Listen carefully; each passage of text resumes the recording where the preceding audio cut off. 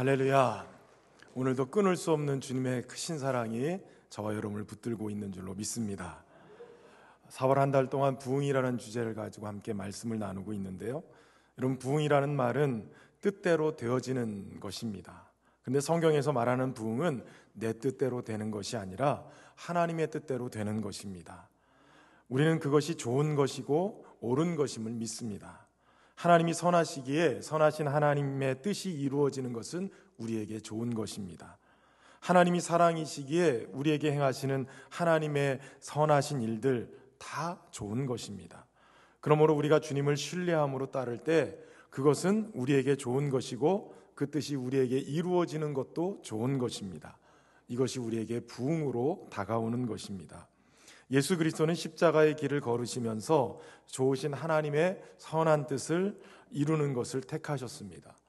죽음보다 더 심한 고통을 겪으면서도 오직 자신을 통해서 하나님의 뜻이 이루어지는 것을 소망했고 십자가 위에서 다 이루었다라고 외치시고 돌아가셨습니다.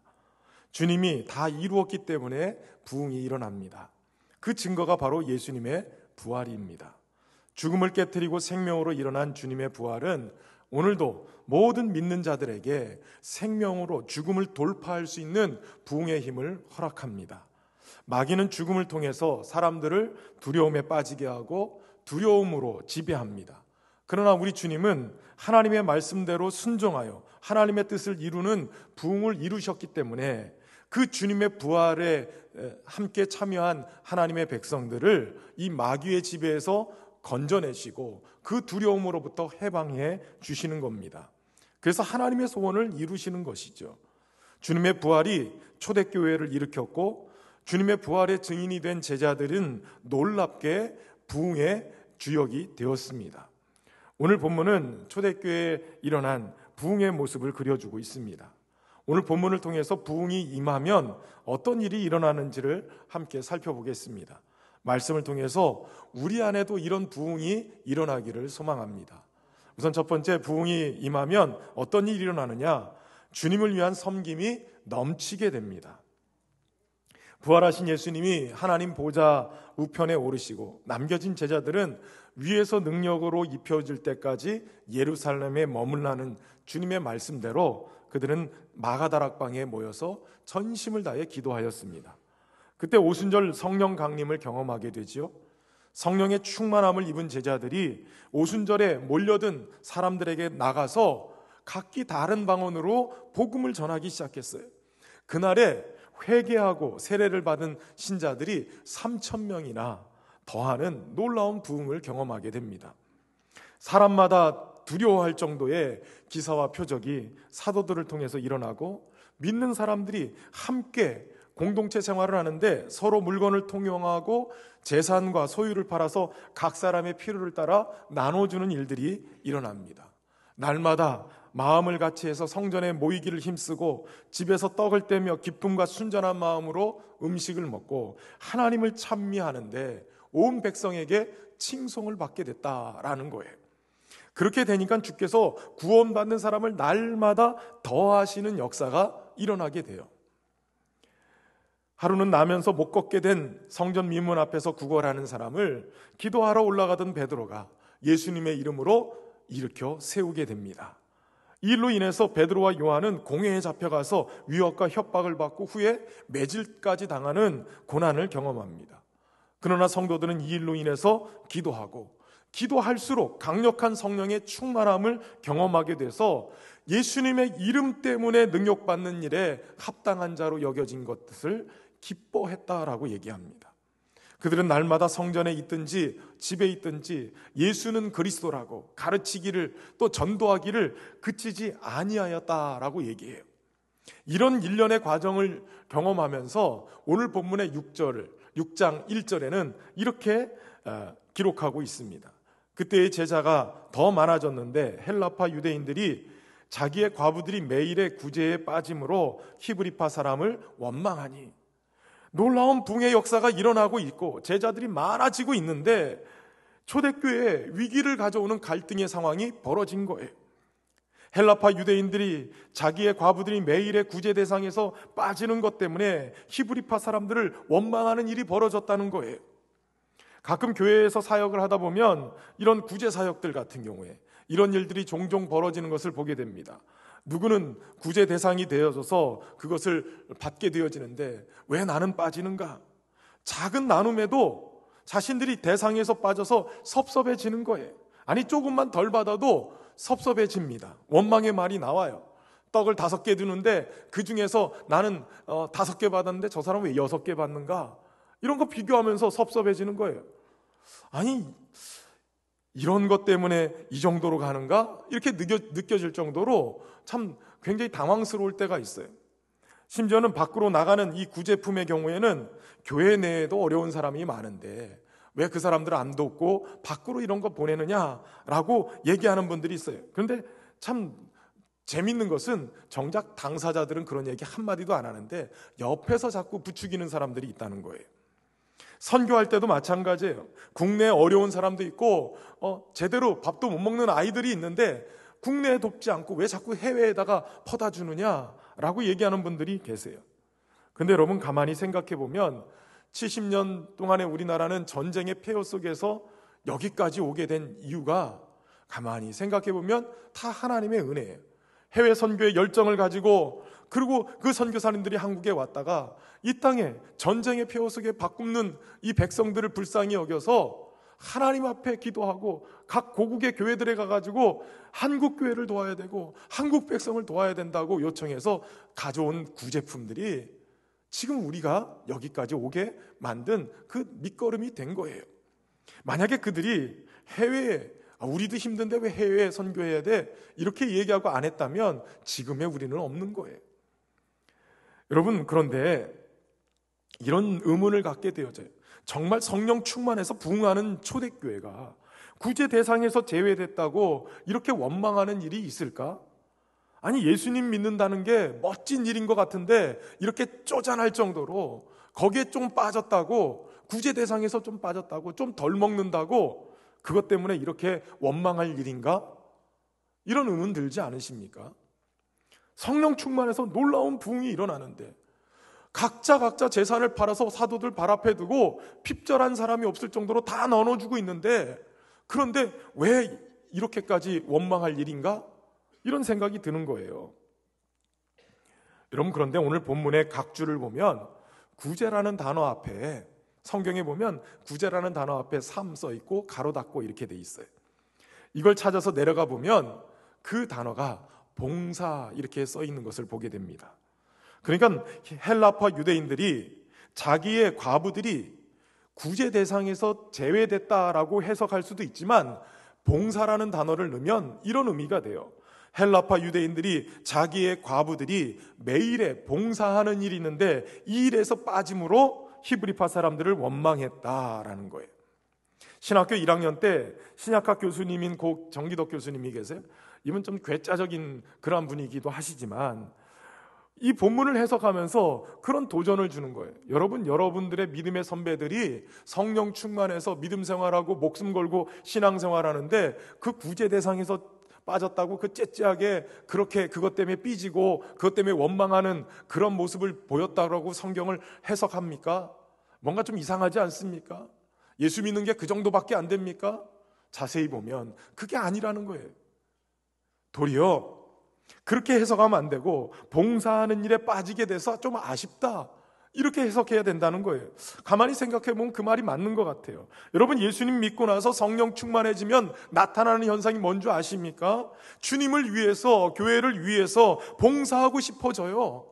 섬기는 일에 열심을 다하고 싶어진다는 거예요. 그 봉사의 자리에 빠지게 되니까 이거 섭섭하다는 거예요. 다시 말하면 우리 여전도의 회원들이 은혜를 받았어요. 나 교회에서 일하는 것, 주방 봉사하는 일, 섬기는 일들 하고 싶은데 여전도에서 일을 안 시켜줘요. 그래서 섭섭하다는 거예요. 남선교회 일을 하는데 교회 청소하고 또 여러 가지 봉사하는 일들, 차량부에 들어가서 안내도 하고 싶고 이런데 안 시켜준다는 거예요. 그래서 섭섭하다는 거예요. 여러분 성령 충만하면 이 정도 돼야 되지 않겠어요? 은혜 받으면 이 정도 돼야 되는 게 맞지 않겠어요? 우리 집사님이 요즘 팀파니 치시잖아요. 전공자가 아니에요. 전공하시던 우리 청년이 부산으로 가면서 우리 집사님이 거기서 그분한테 한 1년 정도 레슨을 받았어요. 전공이 아닌데, 그런데 믿음의 은혜를 받고 뭔가 좀 해보려고 막 배우셔서 지금 팀판이 치는데 전공기와 같이 치잖아요. 주님이 주시는 은혜가 있으니까 막 해보려고 하는 거예요. 여러분, 부흥이 일어나면 보여요. 주님이 주시는 은혜의 자리가 보이고 사명의 자리가 보이고 섬기고 싶은 마음이 불같이 일어나는 거예요.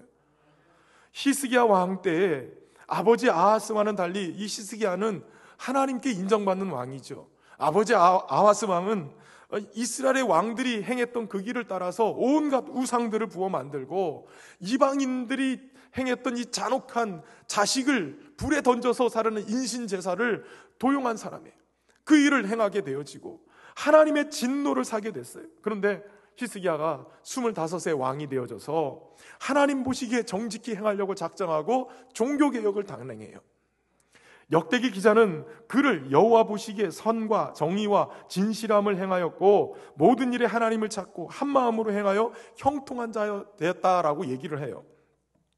히스기야가 어떻게 종교개혁을 단행했냐면 아하스 왕 때 이 더럽혀졌던 성전을 우선 깨끗하게 청소를 합니다. 성전의 문들을 열고 수리하고 성전을 정화할 레위인들을 성결하게 만들고 그들이 성전에 들어가서 제단과 번제단과 그릇들과 상을 깨끗하게 하고 하나님 앞에 이 제사를 드릴 수 있도록 거룩하게 하는 일들을 하게 되어져요.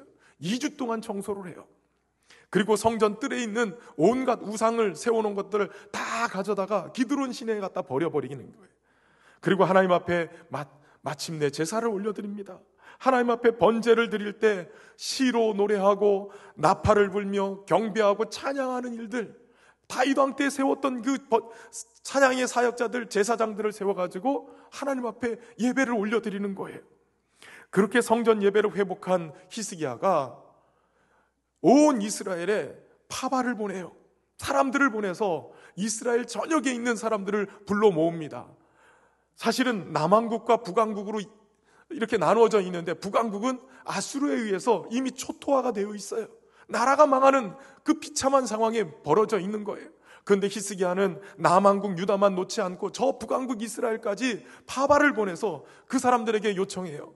너희가 하나님을 떠났기 때문에 너희가 다시 은혜를 입으려면 하나님께로 돌아와야 되고 하나님이 명령해 주신 이 규례를 지키면서 살아야 된다.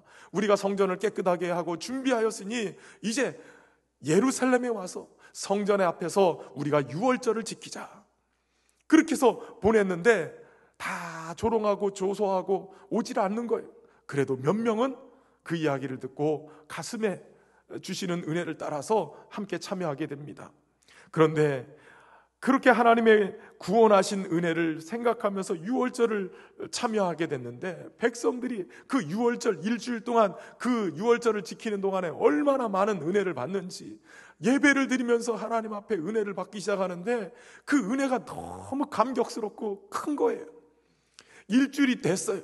이젠 각자 집으로 돌아가야 되는데 너무 큰 은혜를 받다 보니까 백성들이 돌아갈 생각을 안 하는 거예요. 그래서 다시 모여서 회의를 합니다. 이거 어떻게 할 거냐?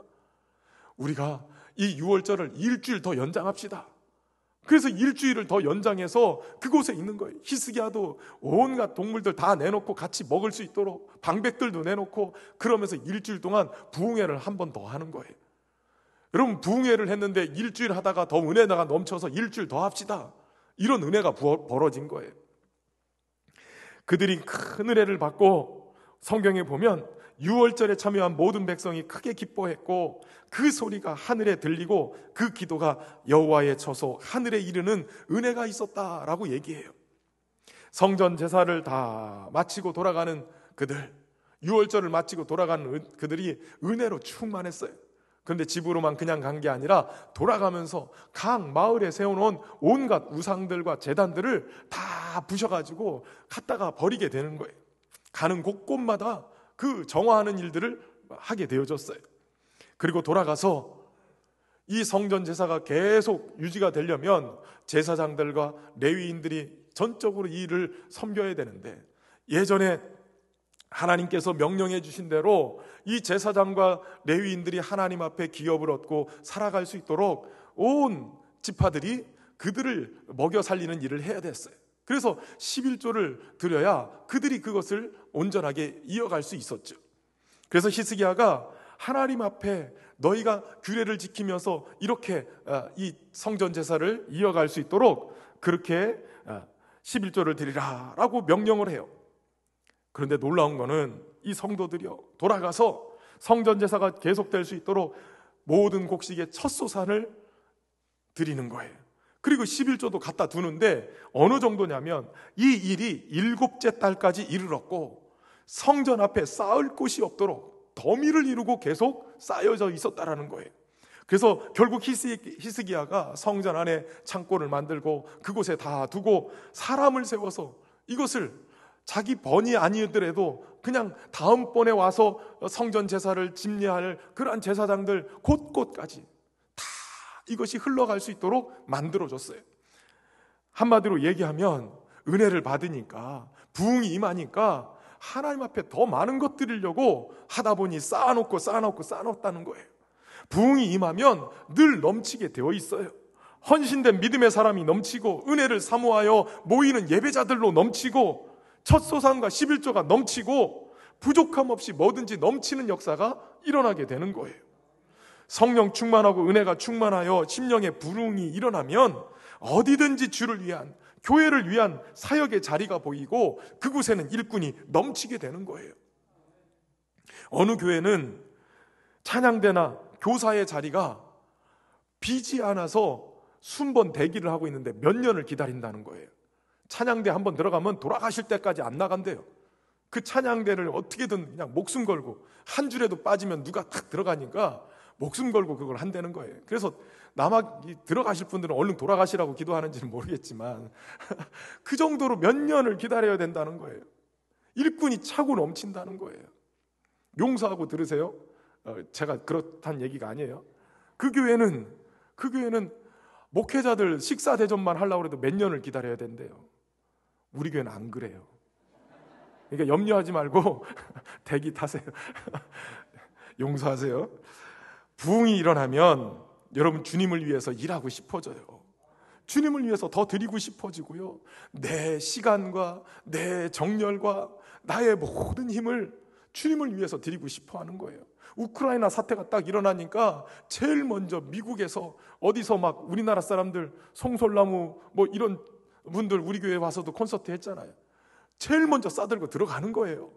주님이 어디에 마음이 두시고 계시고 주님의 시선이 어디 있는지 그 마음에 불 붙는 것 같아서 쫓아가게 돼 있는 거예요. 내 시간, 내 직업도 다 내려놓고 쫓아가더라고요. 여러분, 부흥이 임하면 무엇이 주님의 뜻인지를 바라보고 거기에 열정을 쏟게 되어 있어요. 기꺼이, 억지로가 아니라 기꺼이 하고 싶어지고 넘치는 은혜가 있다는 거예요. 전 소원하기는 우리 교회가 이런 분들로 넘쳐나기를 바랍니다. 성도들의 섬김이 감사함으로 넘쳐지게 되면 그것은 부흥하는 거예요. 반대로 여러분, 우리의 마음에 뭔가 봉사하고 싶어지고 주를 위해서 헌신하고 싶어지면 이미 우리 안에 부흥이 임하고 있는 거예요. 순종하고 따라갈 때 이 부흥이 불길처럼 번지게 될 줄로 믿습니다. 두 번째, 부흥이 임하면 어떤 일이 벌어지냐면 본질에 집중하는 믿음의 사람들이 세워집니다. 교회에 들어온 사람들이 성령의 은혜를 입어서 자신들의 재산을 팔아서 교회 공동체에 가난한 사람이 없도록 함께 나눌 수 있도록 헌금을 했어요. 그런데 그 헌금이 많아지면서 사도들이 이 재정을 맡아서 나눠주는 일을 하다 보니까 문제가 생겼습니다. 사도들이 하나님의 말씀을 제쳐놓고 이 재정을 출납하는 일, 접대하는 일 하다 보니까 문제가 생겼어요. 그래서 대책을 세우는데 2절부터 4절까지 이렇게 얘기합니다. 12사도가 모든 제자를 불러 이르되 우리가 하나님의 말씀을 제쳐놓고 접대를 일삼는 것이 마땅하지 아니하니 형제들아 너희 가운데서 성령과 지혜가 충만하여 칭찬받는 사람 7을 택하라. 우리가 이 일을 그들에게 맡기고 우리는 오로지 기도하는 일과 말씀 사역에 힘쓰리라. 여러분, 사도들의 사역은 재정을 출납하는 것보다 영혼을 돌보는 사역에 중점이 있어요. 하나님의 말씀을 전하는 일이 더 중요하지요. 그런데 사역이 이것저것 많아지면서 본질을 놓치는 때가 많아지는 거예요. 여러분, 교회에서 누가 가장 예배를 못 드릴까요? 예배를 드린다고 다 앉아 있는데, 다 뭔가를 하고 있는데 누가 제일 예배를 못 드릴까요? 제가 볼 때는 목회자들이 잘 못해요. 목회자들은 막 예배 시간에 어디서 문제가 생길지 막 그러면서 막 쳐다보고, 누가 왔는지 안 왔는지 다 뒤통수만 보고 알아봐야 되고, 그래서 정신없이 날이 더우면 에어컨 틀어야 되고, 추우면 히터를 틀어야 되고, 막 그러면서 막 정신없이 쫓아다녀요. 그러다 보면 목회자도 예배자인데 예배를 못 드리는 거예요. 교회에서 봉사하는 예배부, 예배 안내부, 새가족부, 우리 차량봉사부, 여러 봉사하는데 실제로는 그 일에 중점을 두다 보니까 예배하는 일을 못하는 거예요. 사역의 마음이 빼앗겨서 한 사람의 예배자로서의 본질을 놓쳐버리는 상황이 벌어진다는 거예요. 저 개인적으로도 이제 신현교회가 규모가 이렇게 있으니까 이제는 10년쯤 되니까 여기저기서 자꾸 그 역할을 요구하는 분들이 많아요. 서울 쪽에서 뭐 하는데 지역에 무슨 책임자를 맡아달라고 그러고, 무슨 뭐 이사를 해달라고 그러고, 막 여러 가지 요구하는 게 많아요. 그런데 그런 거 다 쫓아다니다 보면 정작 중요한 이 목회 사역을 못 하는 거예요. 물론 그거를 막 목적 삼고 쫓아다니는 분들이 계세요. 뭐 노예 정치나 총회 정치한다고 막 하시는데, 저는 그런 거 쫓아다닐 만한 에너지도 없고, 목회의 본질이 그게 아니기 때문에 정말 중요한 것은 성도들을 돌보고 영적인 설교를 준비하면서 성도들을 먹여야 그게 중요한 것 아니겠어요? 그게 목회의 본질이죠. 근데 그걸 놓치고 다른 걸 쳐다보면, 뭐 5월 10일 날 저기 대통령 인수위원회에서 오라고 그러더라고요. 근데 안 간다고 그랬어요. 거기 가면은 목회를 어떻게 해요? 여러분, 중요한 거는 영혼들을 살리는 귀한 일들을 해야 되는데, 사도들이 지금 다른 것에 마음을 빼앗기고 그렇게 됐을 때 문제가 되더라는 거예요. 하나님과의 교제가 끊임없이 이루어져야 하나님의 말씀으로 성도들을 먹이고 제자들을 양육하고 그럴 수 있는데, 또 그렇게 하나님과의 교제가 계속 이어져야 주님의 말씀도 들려주고 성령도 충만하고 기적과 표적이 일어나는데, 그걸 놓쳐버리면 아무것도 안 되는 거예요. 여러분, 이거는 목회자들 뿐만 아니에요. 특히 항전직들, 교회에 중요한 역할들 하신 분들이 주의해야 될 필요가 여기 있어요. 하나님과의 교제가 본질이에요. 복음 전하는 일이 본질이에요. 교회가 해야 될 사역이 그게 본질이에요. 그런데 그거 놓치고 다른 걸 중심으로 생각하고 그걸 바라보고 있고, 어느 순간인가 예배의 자리 빠지고 기도의 자리 빠지고 이래버리면 본질을 놓치고 영적으로 말라버리는 거예요. 영양실조에 걸리는 거예요. 그러다 보면 결국 시험에 들고 망하게 되는 겁니다. 사도들이 이 문제 해결하기 위해서 리더십들을 세우죠. 7집사를 세우라고 그래요. 그들이 해야 될 일은 접대하는 일이에요. 접대라고 번역이 됐지만 재정 출납하는 거를 얘기하는 거예요. 이 일을 위해서 교회가 사람을 뽑는데 아무나 세우지 않았어요. 너희들 가운데 사도들이 택하라 라고 얘기할 때 3절과 5절에 그 택해야 될 기준이 나와 있어요. 3절에 보면, 형제들아 너희 가운데 성령과 지혜가 충만하여 칭찬받는 사람 7을 택하라. 5절에 보면 온 무리가 이 말을 기뻐하여 믿음과 성령이 충만한 사람, 이렇게 표현하고 있어요. 같이 묶어서 얘기하면 성령과 지혜가 충만하여 칭찬받는 사람이고 믿음과 성령이 충만한 사람들을 뽑았다는 거예요. 첫 번째, 성령이 충만한 사람을 살펴볼까요? 여러분, 누가 성령이 충만한 사람이에요? 주님과의 관계가 올바르고 계속적으로 깊은 교제를 나누게 될 때 나타나는 증상이 성령 충만이에요. 단지 우리는 성령 충만을 기도할 때 방언 기도하고 뭔가 막 은사가 충만하고 이러는 사람을 성령 충만이라고 자꾸 오해를 해요. 여러분, 은사 충만은 성령 충만하고 좀 달라요. 물론 성령 충만하면 은사도 나타나요. 그런데 은사가 있다고 이 사람이 성령 충만하다? 아니에요. 왜냐하면 은사라는 말 자체가 선물이란 뜻이에요. 한마디로 얘기하면 성령 충만할 때 성령께서 주시는 게 선물이 은사예요. 그럼 은사를 받았을 때 그 선물을 주신 분하고 관계가 틀어졌어도 선물은 남아있어요. 그래서 성령 충만하지 않아도 은사로 충만한 사람이 있어요. 그래서 조심하셔야 돼요. 여러분, 은사만 바라보고 이 사람이 성령 충만하다고 착각하시면 안 돼요. 무슨 환상을 보고 예언 기도를 하고 이런 거 절대 믿지 마세요. 그 사람 성령 충만 안 할 수도 있어요. 그래서 그럼 성령 충만을 우리가 어떻게 알 수 있느냐? 그 사람이 오직 하나님의 말씀으로 전적으로 순종할 수 있는 상태, 이게 성령 충만이에요. 하나님이 이 말씀하시면 내 욕망과 고집을 내려놓고 주님의 뜻에 절대적으로 순종하는 사람, 이게 성령 충만한 거예요. 특히 재정을 맡아서 사역하는 분들은 시험에 들지 않게 성령 충만해야 돼요. 사실 성령 충만하지 않았던 가룟 유다, 돈꾀를 맡았던 사람이에요. 그런데 예수님 팔아먹는 사람이 돼버려요. 성령 충만해야 하나님의 뜻을 이루게 되는 것입니다. 둘째는 지혜가 충만한 사람이에요. 성령의 은사로서 지혜가 있어요. 지혜는 다른 말로 분별력이라고 할 수 있습니다. 지혜는 하나님의 선하시고 기뻐하시고 온전하신 뜻이 무엇인지를 분별하게 만들고 그 하나님의 선하시고 기뻐하시고 온전하신 뜻을 따라 살게끔 우리를 인도해 가는 거예요. 이 또한 주님과의 관계가 온전하게 됐을 때 주시는 은사이기도 해요. 그리고 세 번째가 믿음이 충만한 사람이에요. 여러분, 믿음은 구원의 문을 열어요. 십자가에서 우리를 대신해서 죽으신 예수님, 그분이 하나님이시요 주님이시요 그리스도시고 우리의 구원자가 되신다는 것을 우리가 믿는 거예요. 그렇다면 그분의 인도하심도 우리가 믿어야 돼요.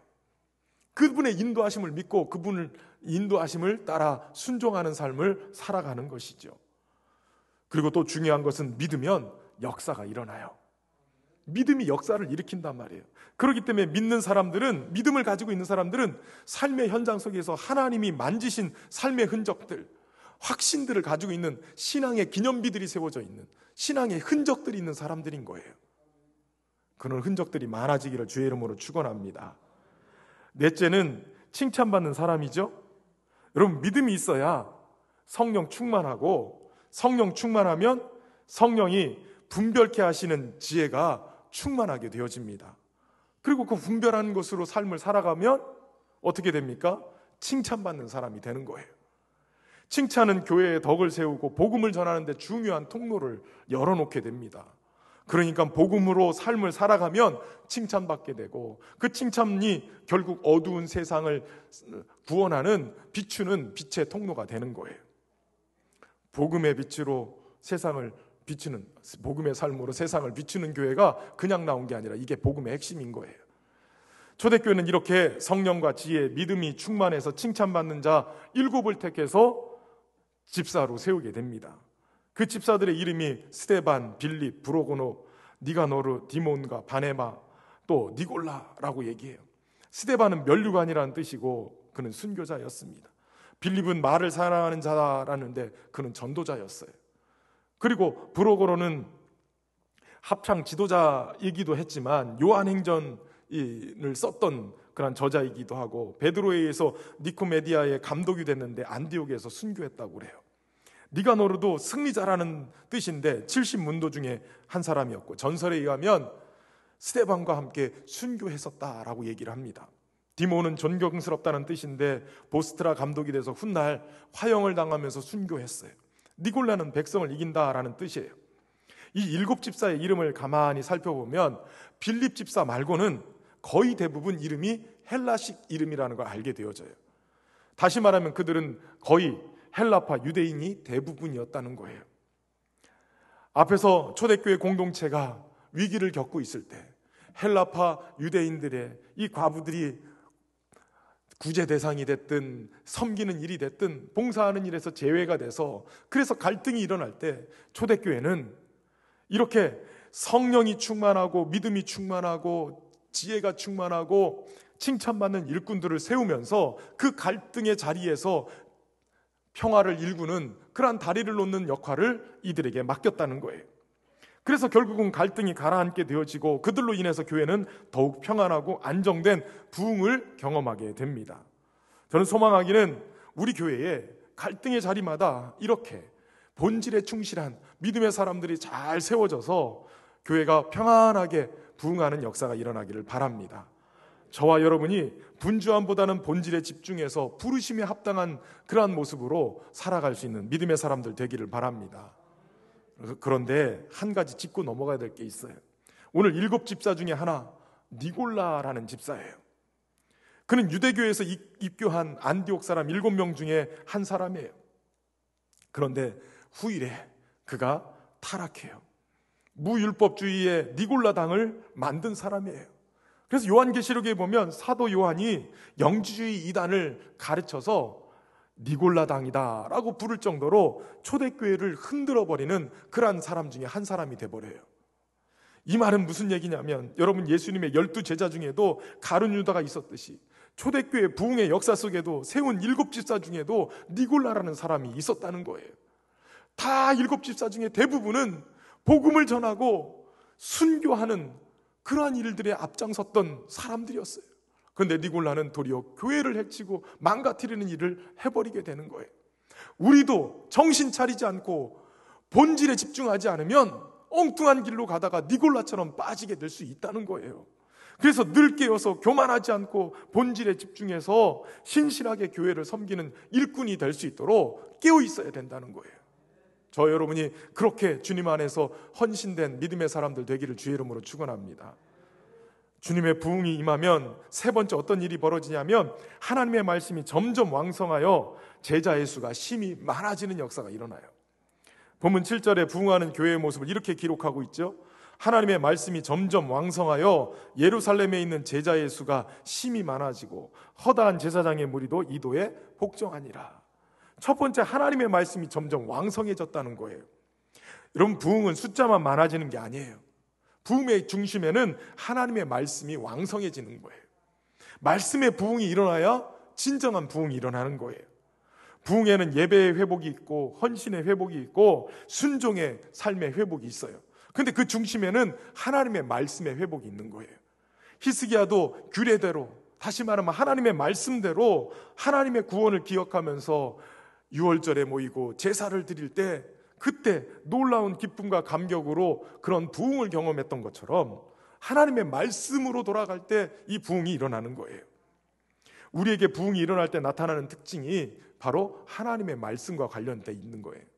부흥하는 교회의 특징은 성경을 많이 본다는 거예요.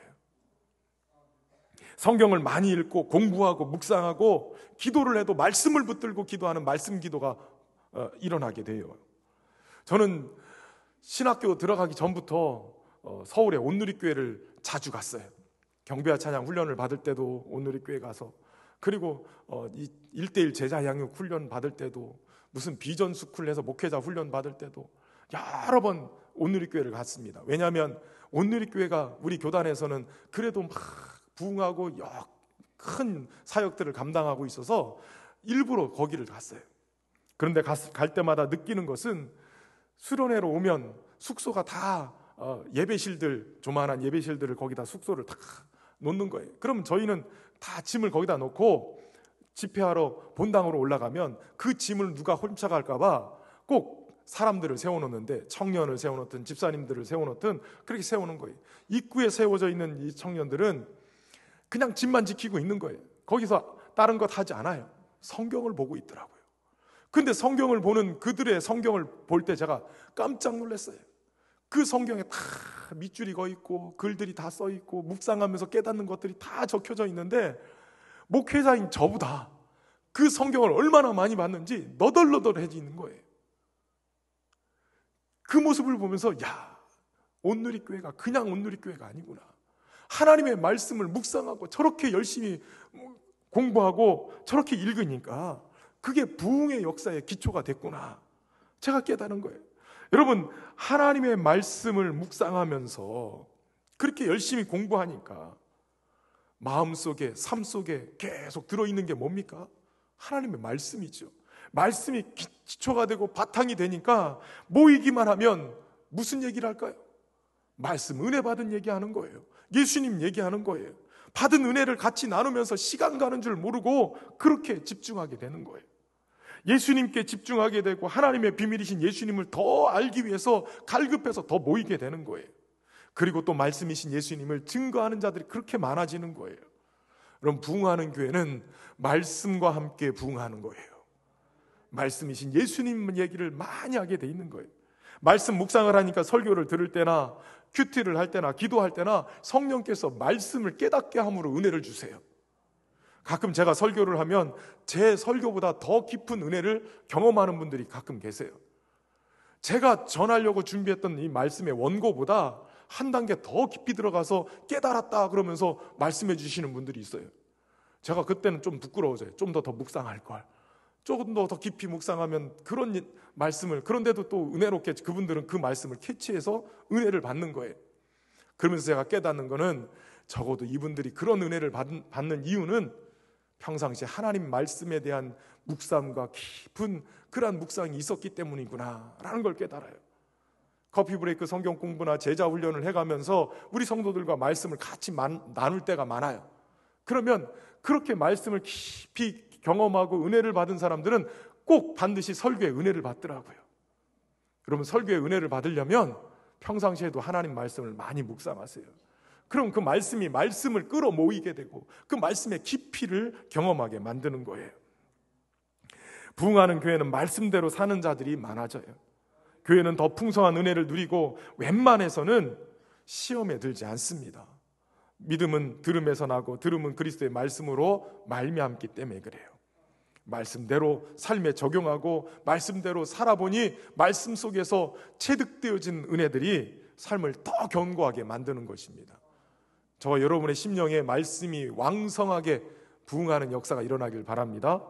그리고 그 부흥하는 교회는 제자의 수가 심히 많아지는 것으로 나타나고 있어요. 오늘 부흥을 말하면서 믿는 자들이 많아졌다 이렇게 표현하지 않고 제자의 수가 심히 많아졌다라고 표현하고 있어요.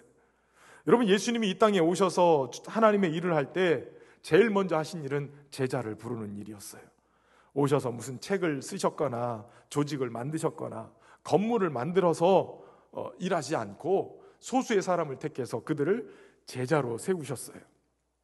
그리고 무엇보다도 부활하신 주님은 승천하면서 제자들에게 마지막 지상명령을 하십니다. 그러므로 너희는 가서 모든 민족으로 제자를 삼아 아버지와 아들과 성령의 이름으로 세례를 베풀고 내가 너희에게 분부한 모든 것을 가르쳐 지키게 하라. 볼지어다 내가 세상 끝날까지 너희와 항상 함께 있으리라 하시니라. 여러분, 이 말을 한마디로 보면 너희는 가서 모든 민족으로 제자를 삼으라는 거예요. 주님은 우리를 제자로 부르셨습니다. 뿐만 아니라 우리로 제자 삼게 하기 위해서 우리를 택하신 거예요. 그러므로 믿는 자는 다 제자가 되어야 합니다. 그런데 여기서 말하는 제자는 그 스승의 제자가 아니라 우리 주님의 제자인 거예요. 어떤 제자가 제자를 삼아도 그 스승은 예수님이어야 되는 거예요. 예수님을 닮은 제자가 돼야 되고 예수님처럼 사역하는 제자가 돼야 되고 예수님처럼 제자 삼는 제자가 돼야 되는 거예요. 그런데 교회를 다닌다고 다 제자가 아니에요. 믿어도 제자가 되지 않는 사람들이 있어요. 처음에는 믿는 자로 시작하겠지만 우리 모두는 다 제자가 되어야 합니다. 교회는 믿는 자보다 제자된 자들이 많아져야 진정한 교회 역할을 할 수 있어요. 주님은 제자 삼는 일에 함께 하신다고 약속하시죠. 여러분, 마태복음 28장 방금 읽었던 그 본문에 세상 끝날까지 너희와 항상 함께 하겠다라는 약속은 그 앞에 전제가 되어 있어요. 모든 민족으로 제자를 삼고, 이게 될 때 주님이 세상 끝날까지 함께 하신다는 거예요. 주님과 함께 동행하고 주님이 함께 하시는 은혜를 경험하려면 여러분 제자 삼으셔야 돼요. 내 제자가 아니라 주님의 제자. 그래서 복음도 전하고 그 일들을 감당해 내야 되는 것입니다. 부흥은 이렇게 제자가 많아지는 것이 부흥이에요. 저는 소망하는 우리 교회가 제자들이 많아지기를 바랍니다. 허다한 제사장의 무리도 이 도에 복종하였다라고 얘기하는데, 여러분 당시의 제사장은 유대 종교와 사회 기득권의 대표라고 얘기할 수 있는데 그들이 개종을 했다. 이건 엄청난 변혁이 일어난 거예요. 그런데 이 일이 일어날 수 있는 근본적인 원인은 앞에서 얘기한 본질에 집중한 사도들의 사역, 하나님의 말씀과 기도에 전념해서 말씀을 연구하고 기도하는 일을 했을 때 놀라운 기적도 일어나고, 그렇게 완강했던 구약의 율법과 제사 제도에 쩌들어 있던 이 제사장들이 사도들이 전하는 예수 그리스도에 의해서 이 모든 게 완성됐다라는 이 말씀에 다 무릎을 꿇게 된 거예요. 여러분, 믿는 것에는 도가 있어요. 오늘 제사장 무리도 이 도에 복종했다라고 얘기해요. 도는 길입니다. 예수님은 나는 길이요 진리요 생명이라고 말씀하세요. 나로 말미암지 않고는 아버지께로 올 자가 없다고 그럽니다. 우리 주님이 길이신 거예요. 길은 모든 사람이 가야 되는 길입니다. 주님이 도 자체세요. 주님이 도라고 하면, 다시 말하면 모든 믿는 자나 믿지 않는 자가 따라야 될 그런 마땅한 도리이기도 하고, 그리고 우리는 그 도가 되시는 그 주님을 모시고 사는 사람들이 되기 때문에 도를 닦는 사람들이 아니라 도리어 도가 통한 사람들인 거예요. 무슨 얘기인지 이해가 되세요? 예수님 모시고 살기 때문에 우리는 정말 이 땅에 하나님의 놀라운 은혜 안에서 말 그대로 도가 통한 사람, 도사들이란 말이죠. 도사들. 말씀대로 살아가다 보면 도이신 예수님을 모시고 사는 게 되고요, 도이신 예수 그리스도, 인간이 마땅히 걸어가야 될 그 길인 예수님과 함께 동행하면서 하나님의 놀라운 뜻들을 발견하게 됩니다. 고린도전서 4장 1절에 사람이 마땅히 우리를 그리스도의 일꾼이요 하나님의 비밀을 맡은 자로 여길지어다 라고 해요. 골로새서 2장 2절에서 보면 이는 그들로 마음의 위안을 받고 사랑 안에서 연합하여 확실한 이해에 모든 풍성함과 하나님의 비밀인 그리스도를 깨닫게 하려 함이니 그 안에는 지혜와 지식의 모든 보화가 감추어져 있느니라. 다시 말하면 여러분, 예수님은 하나님의 비밀이세요. 그분을 우리가 모시고 그분의 말씀대로 살아가면 허다한 제사장의 무리가 그 믿는 도에 복종했다는 것처럼, 예수님께 복종하고 예수님의 말씀대로 살았다는 것처럼, 오늘도 하나님의 비밀이신 예수님이 우리 안에 들어와서 사시게 될 때 사람들은 그것을 보면서 하나님이 살아계시는구나, 하나님이 역사하시는구나, 도를 모시고 있는 예수님을 우리 안에 모시고 계신 우리를 통해서 하나님의 비밀을 사람들이 보게 된다는 거예요. 부흥은 주를 위한 헌신의 마음으로 충만한 것이고 성령과 지혜와 믿음으로 칭찬받는 봉사자가 많아지는 것이, 아울러 주의 말씀이 점점 왕성하여져서 주님 닮은 제자의 수가 많아지는 것입니다. 그렇게 함으로 교회를 보면 주님이 보이게 되고 주님 닮은 제자들을 보면서 세상은 하나님의 비밀이신 예수 그리스도를 만나게 되는 거예요. 저와 여러분이 부흥의 주역들이 돼서 그렇게 쓰여지기를 주의 이름으로 축원합니다. 함께 찬양하면서 오직 주님의 사랑에 매여 우리의 영이 기뻐 노래하는 은혜가 있길 바랍니다. 오직 주의 사랑에 매여 내 영 기뻐 노래합니다. 이 소망의 언덕 기쁨의 땅에서 주께 사랑 드립니다. 오직 주의 임재 안에 갇혀 내 영 기뻐 찬양합니다. 이 소명의 언덕 거룩한 땅에서 주께 경배드립니다. 주께서 주신 모든 은혜 나는 말할 수 없네. 내 영혼 즐거이 주 따르렵니다.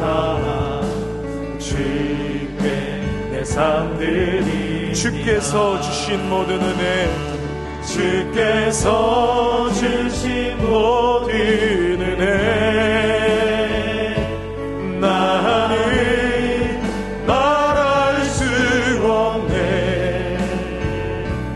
내 영혼 즐거이 주 따르렵니다. 주께 내 삶 드립니다.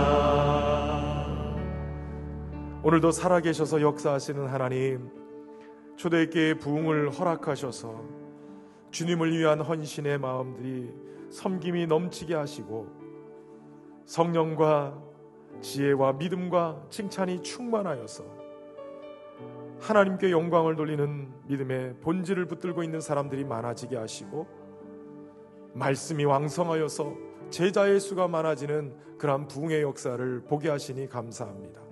소망하기는 우리가 그러한 은혜를 입기를 소망합니다.